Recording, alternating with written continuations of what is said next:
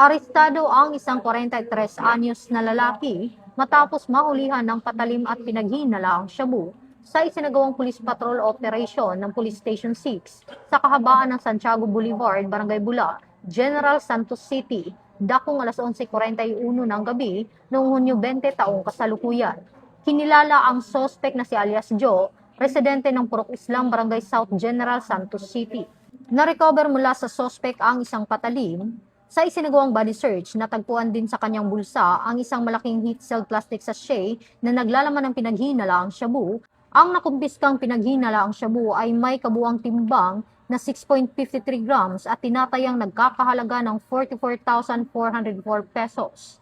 Nahaharap ang sospek sa kasong paglabag sa Batas Pambansa bilang 6 ng illegal possession of bladed or deadly weapon at Republic Act 9165 o ang Comprehensive Dangerous Drugs Act of 2002.